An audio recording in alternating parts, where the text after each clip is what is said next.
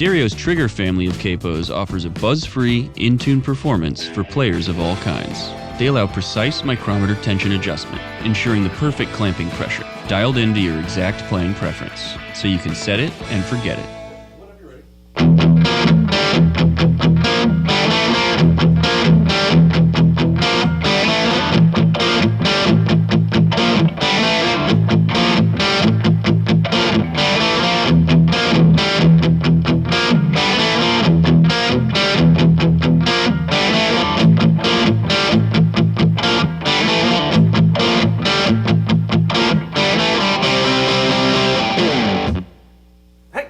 Hi everyone, this is Chris Keys for Premier Guitar. We're hanging out just outside of Nashville with Duane Denison, Tomahawk obviously, and Jesus Lizard, and spent time with Hank and the legendary Shake Shackers. So Duane, thank you for inviting us to your home. Thanks for inviting me. And we're going to talk gear, and it's obvious to start with the aluminum, I almost said metal, but which is true, but aluminum guitars. So back in the day, in the 90s, you played Travis Bean. Mm-hmm. What started you down that path, and how did that progress to you now kind of going with the electrical guitar company stuff? It was kind of by chance, but I had also played aluminum guitars or aluminum bass guitars before that with Kramer's when they originally had the aluminum necks back in the late 70s, early 80s. And then Travis Bean kind of showed up. It seems like in Chicago, the producer we were working with, Steve Albini, had some of them laying around. And I just played his, and I thought, wow, that is a good sound. And I had heard them also, Public Image Limited, the guitarist Keith Levine had used them, and it just has an aggressive sort of edge to it that you just don't get from other guitars. So I played those for a while, but they did have, to me, there's always going to be certain trade-offs like weight and balance and things like that. When Kevin Burkett from the Electrical Guitar Company approached me about, making guitars for me, I said, well, I'd like to have a hand in the design because there's some things about the guitars I've played in the past that I think could be improved upon. And I had actually worked at Gibson for a year back in like 2005 or something. So what we did with these chessies, and that one there, I don't know if you can get it in this shot, but we wanted to get them lighter and try to keep it at or under 8 pounds. Okay. And we wanted to get the pitch of the neck and wanted to get it almost like a Les Paul, like 3 degrees of pitch, and try to get the balance between the body and the neck a little more together so it doesn't neck dive the way Travis Bean sometimes can. And so we worked on that, and I think we accomplished that. Did the ones that you played, was it the TB-1000s, they had the Carina bodies and then the aluminum necks? So what made you want it, I guess for the weight relief, was to go with the all-metal hollow body? That, for the most part, and these are actually semi-hollow, and so it's actually solid through the center block where the pickups are mounted, and then light elsewhere. And we've actually put some ballast in some of these to kind of get the balance together between the neck and here. So we actually, it seems counterintuitive, but we added weight to get it to balance better. To almost like point up to where your hand naturally grabs the neck.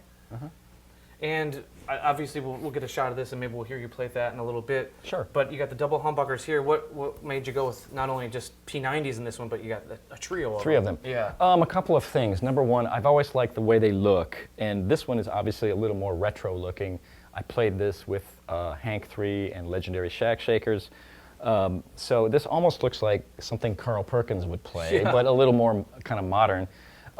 With P90s, you can sometimes get some unwanted noise, right? Because they're just big, fat single coils. Yeah. But for some reason, I don't know if it's because it's in a metal mount, and so it kind of has additional shielding. There's virtually no noise on this, and you get the high output and the aggressive bite of a single coil, but with a little more chunk and almost like a double coil. And plus with the middle pickup, you can have it on, dial a little bit of it out, and now you've got these two on, for instance, in treble position. So you've still got the bite and all that, and there's no noise. Yeah. So between being able to do that and the metal frame, you've got this great sort of envelope to the tone, the bite, the sustain, the decay is nice, but without the hum that usually comes with P90s. And to go back to a little more of the design, is the scale length familiar to like a Fender scale? It looks longer, so it's a 25 and a half. It is. Okay. I think it's like a 25.1. I don't think it's quite 25.5. So that's even maybe closer to like a PRS. I think that's closer. Yeah. What made you go with that? Is it more just, again, with the balance and maybe tension of the strings? The tension, exactly. I find that with the longer scale length, you can use heavier strings and they don't feel as heavy. For some reason, right? Because they're on a longer scale neck, you can get burlier gauges. Though I'm not tuning down necessarily. Sometimes I use drop D, but you just get a sort of a girth to the tone that, to me, anything less than an 11 or a 48 just won't give you. So, okay, 11 to 48s. Do you have a particular brand that you kind of go with? I've been using the Dunlops for a long time, the 11 to 50, I believe. And for picks, anything specific? Dunlop too, yeah, just okay. mediums, just pretty generic. I like using things that if you run out, you can go almost anywhere and get them. You know what I mean? I don't understand guys who are just slaves to, no, it's got to be this gauge of aluminum pick, and it's got to be this imported brand of strings. It's like, oh, dude, that's really not going to help you. Yeah. And to speak to that, going back when you guys were forming yourselves in Chicago in the 90s, you seem to have the recipe for what you need. Is it almost kind of doing research and development over the last 30 years? Or because I guess you guys have a very particular sound. That's a combination of all you guys playing together. And obviously David up front, but... Sure. With that particular band, God, we were all pretty bright. I like to think it was a very toppy band. You had a drummer who played a lot of cymbals, Mac McNeely. David Sims' bass is fairly bright and toppy for a bass. He plays a Memphis jazz copy, which is fairly bright. And then myself, I was typically playing Travis Bean's Through High Watts, which you can't get a whole lot brighter than that. Yeah. So that was part of our thing, was just this very aggressive, sort of sharp abrasive attack that also lent itself to being able to stop abruptly with no overhang. You know, like there's no woofiness that some people find desirable. Like in certain, I think, types of metal, particularly, they like that sort of woofy, sort of low thing, and I always avoided it. I wanted the cutoff to be as exacting as the attack, and rhythmically to be sharp like that. Would you extend that to saying you wouldn't be a fan or a person that embraced sustain, like with the note decay type of thing? Yeah, I've talked about this before. Sustain is overrated. Sustain is overrated. In that, let's say you're playing something, like we would have a song, for instance, Bloody Mary, that then it gets to the end of the phrase, and where I want the guitar to hang over the phrase, and then the bass keeps going, the drums keep going, but I want it to fade out. Didn't quite get it.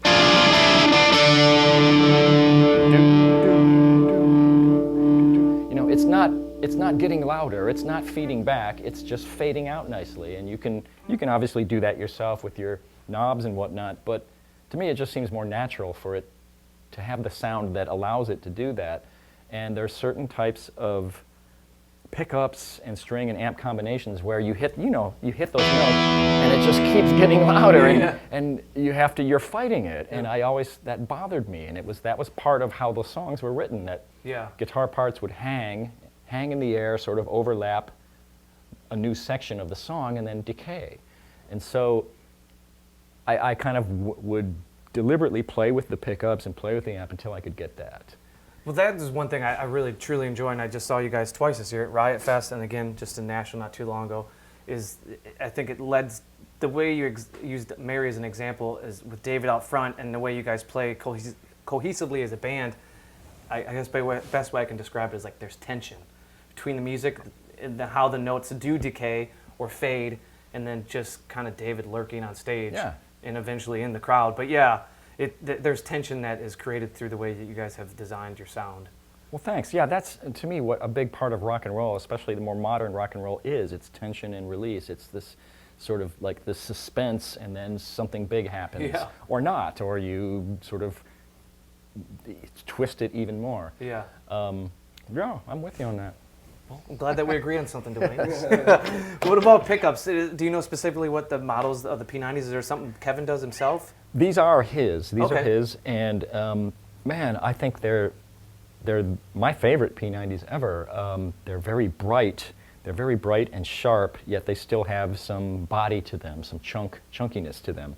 I've played others that seemed a bit too MIDI, you know, and I never liked the P100s or other sort of like kind of noiseless ones. But these are virtually silent, and I've just been very happy with them. Yeah. I mean, I'm sure there's probably others out there by now, because it seems like more and more people are coming back to P90s. Yeah, it they've seems come back in favor. Yeah, yeah. I don't know what it is. I'm gonna, if you don't mind, I'm gonna pick up this one and Yeah. maybe can kind of maybe. Do we want to plug it in? Yeah, or- yeah. Let's hear this bad boy. Okay. Kind of hear the differences. Yeah. Now, is this the first one you got from Kevin, or was the yellow one?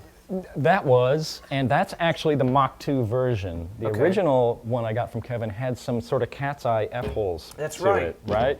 And I remember that. Yeah. I sent it back to have some work done on it, and he kept it. He's like, do you mind if I keep this? This was like the one that kind of got us going, got his company going. Yeah. Yeah, of course. And he made me another one, which is this one. So, It's funny as you get kind of going here, how the guitars have like shaped a certain sound of music. Like when we were talking before we started rolling the Melvins, Yeah. see Steve with shellac. Like there's a certain type of music that these guitars lend themselves to. and I'm starting to see it sort of, it's starting to diversify a little bit. I see a lot of guys who play really heavy, loud heavy, like almost, you know, different genres of metal, who are going more and more to the aluminum thing. Yeah. Before that, it seemed to be sort of an alternative thing. Like people, basically, if you liked Public Image and you liked Shellac or Big Black or one of Steve's groups or the Jesus Lizard, it kind of lent itself to that way of thinking. And I saw guys, it seemed like people who liked that kind of music would buy those guitars. Yeah. But it's spreading out. Now you're seeing guys who are into heavy music, and you're even seeing pop things. Kevin, the guy, Kevin Burkett, who makes these, said he had made some of these for Katy Perry's guitar Oh players. wow. So it's getting around. So is there anything else besides the sentimental fact and the cat's eyes being removed that have changed in the second iteration? No, no, Okay. it's pretty much the same. The same scale length, 3 degrees of pitch.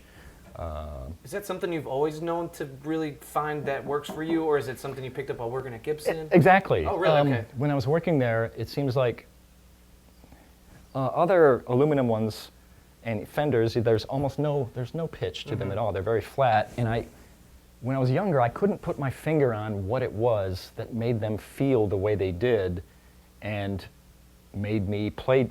It forced me to play differently, and I wasn't sure I liked it. And then when I worked at Gibson and I set up a lot of Les Pauls, Yeah.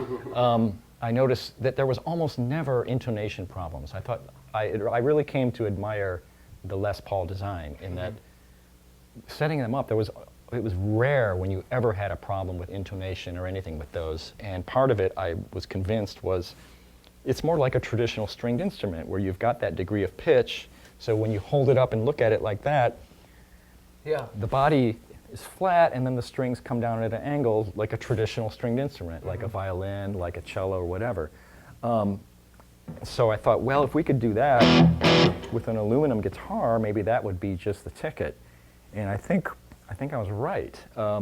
It also feels right too. You don't think of 3 degrees as being much, but when you're driving and it's a 3-degree downhill Yeah. grade, that's significant, Yeah. right? You notice it.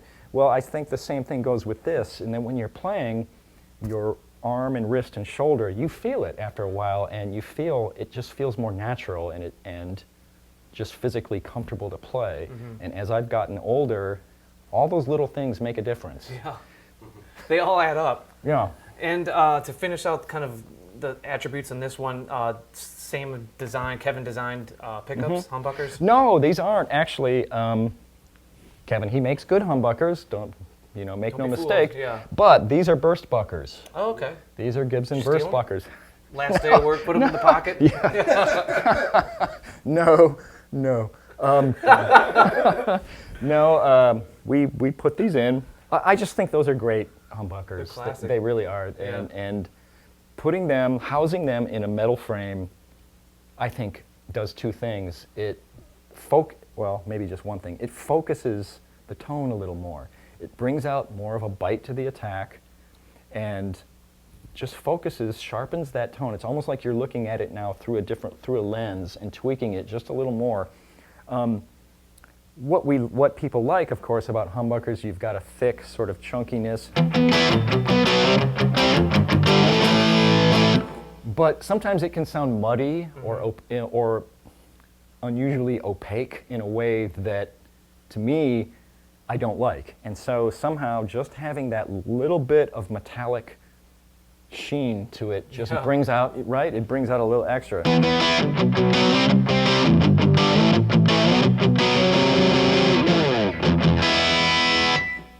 Not that that's necessarily demonstrating it to its best, but you know what I mean.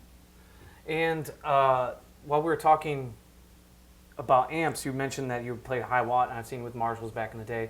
But as we can see here, you have Blackstar, which I've seen you play for a couple years now. How did you get to Blackstar and kind of end up there?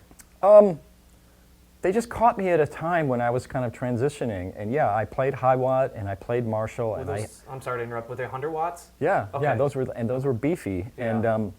And back in the day, nobody really wanted high watts. When I started playing them, for instance, I bought a 100-watt DR103, I think about 1981, in great condition. The whole thing, head and 4x12 with fanes, original cabinet, for $500. Wow, yeah. The whole thing. And then I bought a backup head. Drove up to Milwaukee and bought a head for $250. So for under $1,000, I had two heads and a 4x12. And they're great amps, very bright, a little clean. You really have to crank them to make them sing. They're very, very heavy. And as I've gotten older, and I've had numerous injuries, I've had pinched nerves in my back, I've had hernias, I've had whatever, that even though we often have a road crew to move stuff for us, there's going to be times, as I'm sure you know, and anybody who listens to this knows, that sooner or later you're going to have to move that stuff by yourself. Yeah. And I just couldn't face it anymore. I just couldn't do it. So I kind of downsized, and then they caught me and they said, "Hey, do you want to try our stuff?" And I said, "Okay." And they sent one. They sent those, and I played it, and I was like, "Yeah, this sounds really good." And I kind of like having two combos. You've got this modular thing. Obviously, if one goes down, the other's still running. You can do weird stereo things if you want, or not. I've experimented with different speakers on one, and do you recall which ones you kind of played around with? What I speakers you did. danced I with? tried the Celestian, the new. They're like a lightweight vintage ones, and it's supposed to be like the creambacks, the Neo creamback. Have you heard of those? With the Neo magnets. Yes, and they're super lightweight. I wasn't crazy about the sound. I thought that the top really sounded smooth and refined. The mids were okay, and the lows did not deliver. For me, that's just me. Sorry, Celestian. The other stuff is good, but I took them out, and I put, I think, whatever came in these, the 70, 80s, which sounded good to me. They still sound good. Here's a left turn for you. Okay. When you're doing that type of thing, are you listening in the room, or are you recording and then playing back in headphones to hear what?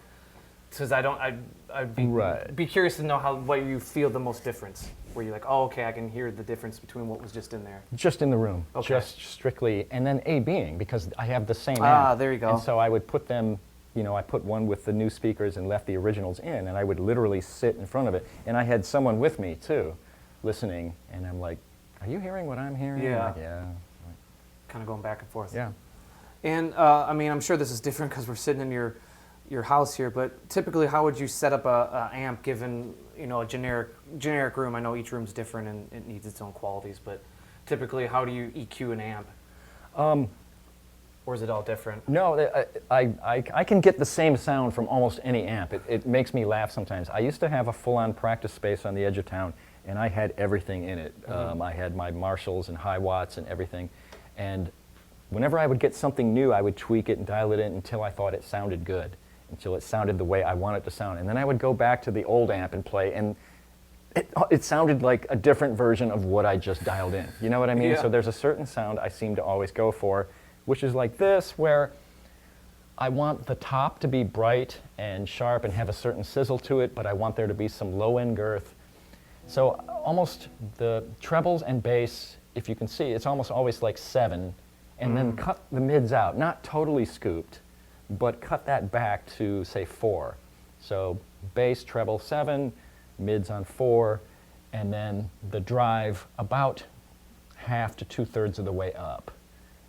And then with Black Stars, you've got that ISF feature, which kind of lets you straddle between, you know, a more English sound and the US sound. And I kind of ride the middle on that. Yeah, you know? get a little bit of both. Yeah. And that's it, really. It's nothing.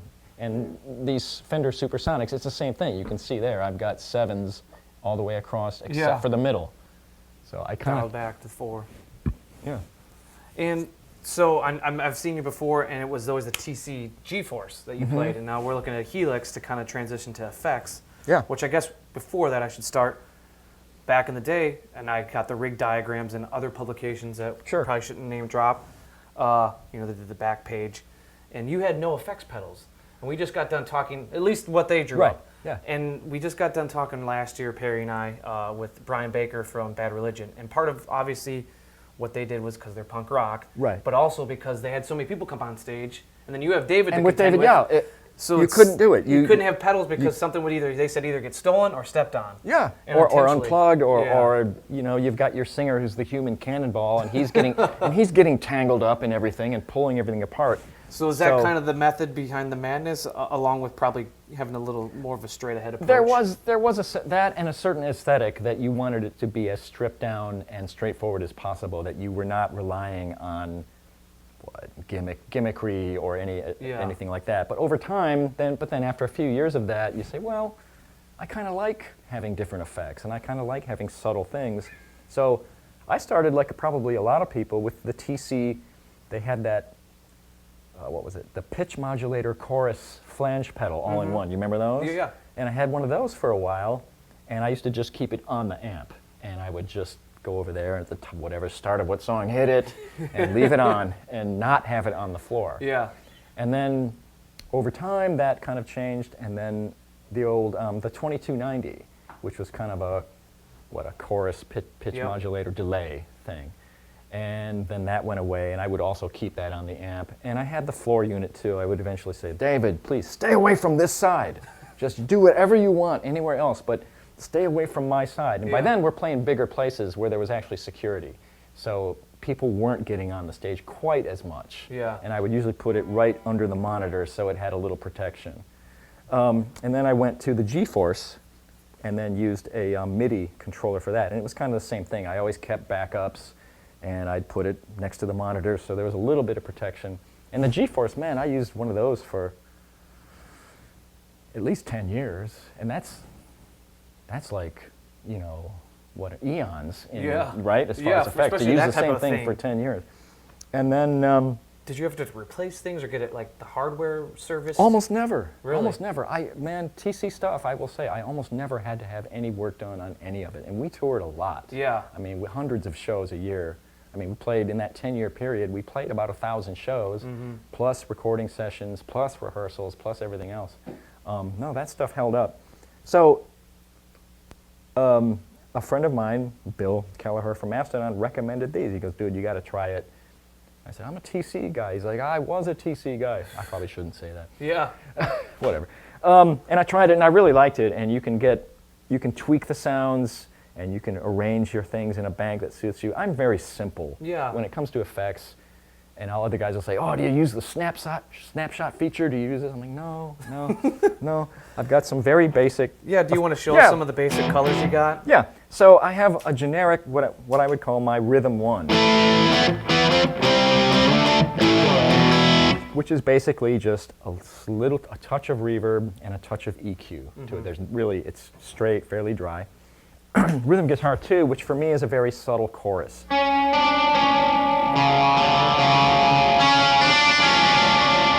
Some people find chorus to sound dated or whatever, or some people will say, even Andy Summers, who to me practically invented the chorus, is like, oh, it sounds old-fashioned. Like, I don't know. If you use it in the right way, it just kind of adds texture and a slight movement to chords, and especially if you're playing something where you're chugging around, you don't have time to hear it swirl. It just kind of gives it a little more of a There's sort like of a thickness to it. Yeah, it isn't that what a chorus originally was? It was like a second guitar sort of out of sync with the original, and that's what gives it that sound. And then I've got a rhythm 3, which is just it's like rhythm 1, only louder. So if you've got a beefy chorus coming up, you want to throw it down. There it is. Reverb, a very basic reverb.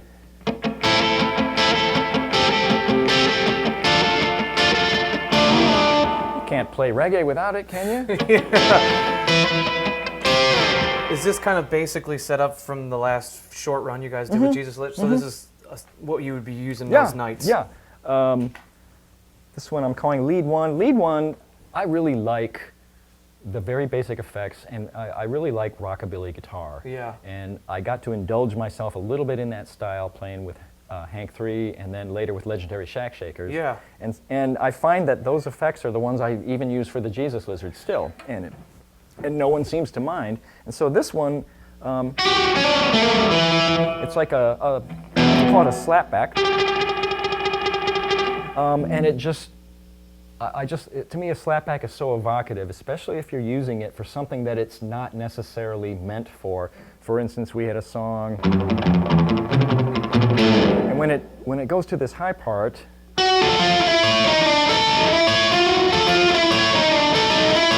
where it was me doing like a bad Chet Atkins imitation, where there's two different parts going on, very simple. It just makes them jump out in a way that they wouldn't if it was. It's just not the same. I like how you subtly say it's just a song when anyone that knows Jesus Lizard knows those riffs. So sure.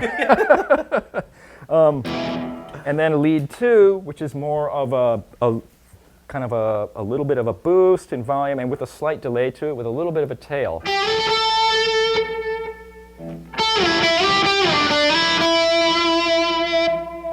So it's very subtle. It's ducked. Okay, so while you're playing, if you're playing something busy, you're just going to hear the reverb. You're not going to. It doesn't come out obviously until you stop, and so that's kind of cool.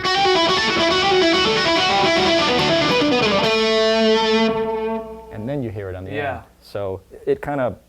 Usually, most of the bands I've played in, I'm usually the only guitar player. So anything that kind of fills the sound a little more, I think, is good. Is that a thing you do on purpose, not to say that it's a Duane only club, but is that kind of by design for you? Sure. Yeah. Sure. You mean to be the only guitar player or to use that sound? No, but I have to say, most of the bands where I've played with other guitar players, I just don't like it as much. I just don't. Because usually if the other guy is kind of strumming in rhythm guitar and playing fairly standard chord shapes and things. Yeah. And so if you try to do something on top of it, you end up just doing a different inversion of the same chord, or if you try to do something tricky, a lot of times it doesn't sound right, and it's usually a singer who's strumming away. By saying this, I'm basically never going to get a gig as just a sideman, but then again, I don't usually get those anyway. Nobody wants me. You get a day job anyways, Duane.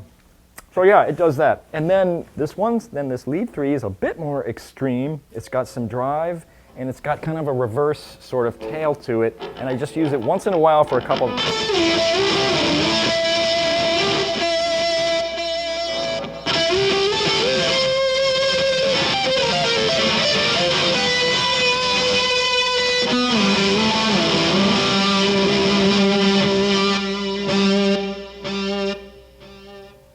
Just kind of, it's the kind of sound to me you would use it once or maybe twice over the course of a set, right? It gets the listener's attention. Absolutely, it jumps out, especially, if you don't typically do that kind of thing, and if you don't have, say, a keyboard player playing other crazy stuff, if you throw in just a little bit of that, I think it Is there a specific spot in the Jesus Lizard set, like in the last 4 or 5 shows you played at the end of the year, where that might have got included, or is it specific, or? Yes, it was. Usually I would throw it in. There's a song we had called 7 versus 8 that had kind of a freak out, thing at the end that usually went into a drum break and all this, and everyone would just kind of cut loose, and then and I would indulge myself and do almost these contrapuntal things.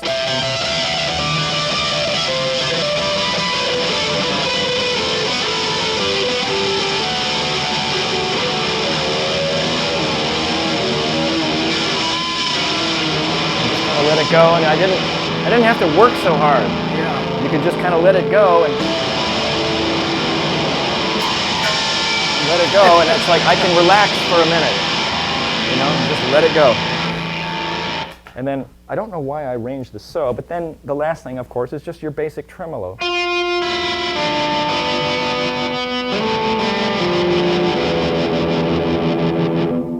We have a new song. Sometimes the riffs are built around it. We're actually working on a new Tomahawk album, and I have a song tentatively called High Noon, and going for kind of a Western sort of dry. It's high noon, so you've got this sort of sound that could only happen with a tremolo when reverb, like.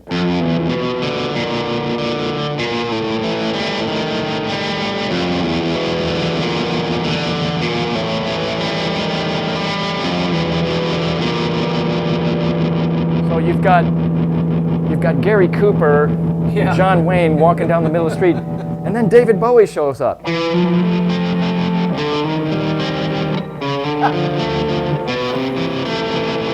I'll say like very Duane Eddy with a black hat type of feel. Right, but Dark. and then David Bowie shows up, and then It's okay. It turns into something else. Everything's cool. And I mean, we pretty much covered the only thing. So I know there's spots in your guys' catalog specifically to Jesus Lizard is slides. Is there anything that you typically use or that you need for a slide? In terms of material? No, but it's funny. I almost always use a different tuning for slide. I don't think there's any song where I use a standard tuning. For instance, you can just do. Drop D is good for getting those.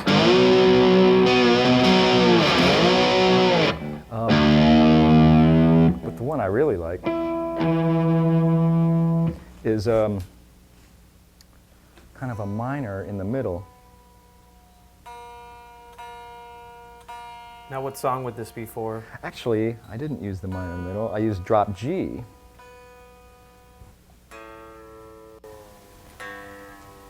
What was it? Not thumper. Thumb screws. Yeah.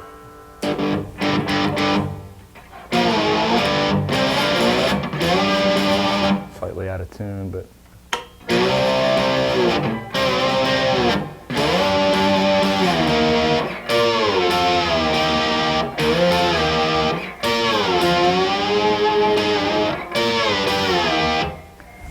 And then you can also, when you're in that, go to a minor, lower your G, your B to B flat, and I've done this with Tomahawk actually, and then you've got this nice minor chord in the middle.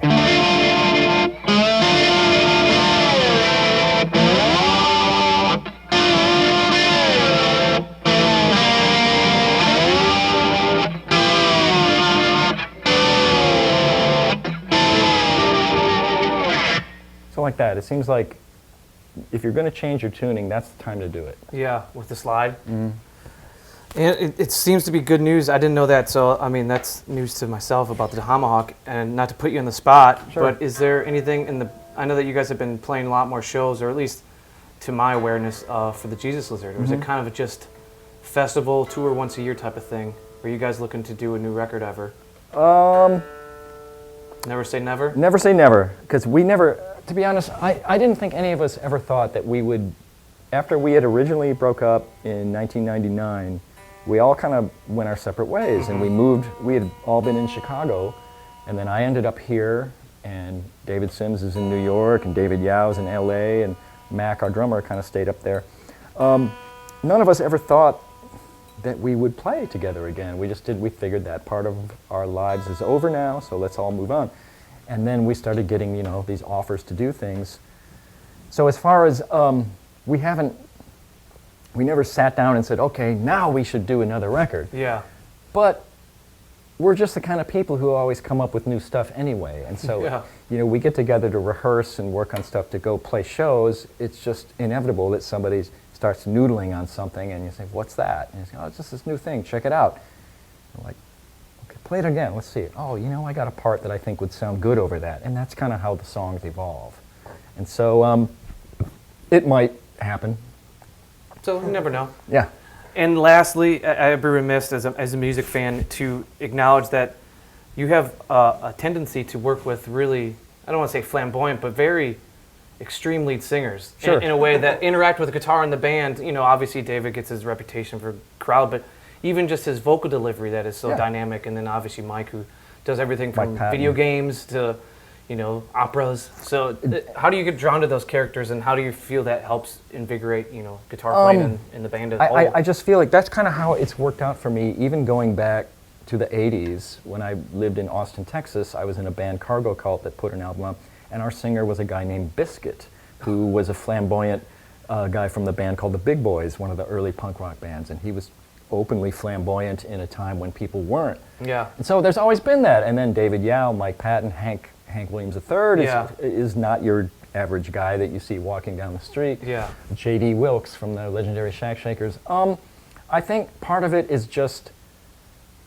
that's what I like when I see bands, and when I see rock bands, or whether it's a punk rock band or hard rock or metal, whatever, I expect the singer to be over the top in some ways, at least, or be unique, have a personality.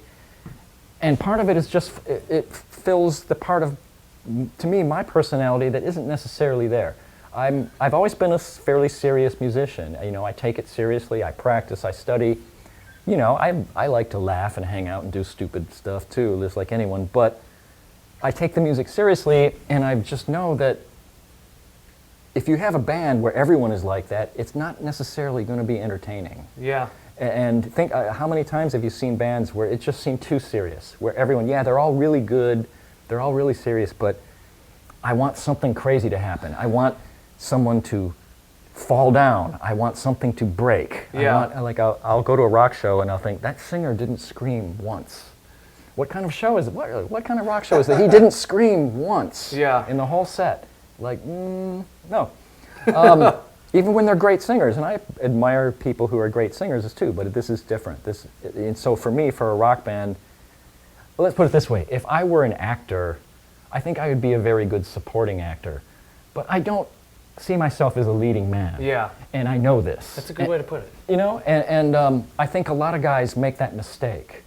And, you know, there's only one Jeff Beck in the world who can get up on that stage and just with his guitar command your attention and keep it over the course of an evening, over the course of a career. Yeah. Other guys try to do it and they fail. There's only a handful of people who can do it. And, you know, I think, I play pretty good, I write pretty well, all that. But I'm not necessarily the one that thousands of people are going to throw money down to go see every night. And that's the difference. And so I've always thought that I need to be in bands with those kind of guys. Have you always had that awareness? Because as a guitar player, some guys lack that. Always. Yeah. I don't think I ever maybe verbalized it quite so eloquently. Yeah. But in the early days, that's the kind of bands I liked. And I knew that I'm not that guy, so let's find someone who is. And that's just kind of how it's worked out.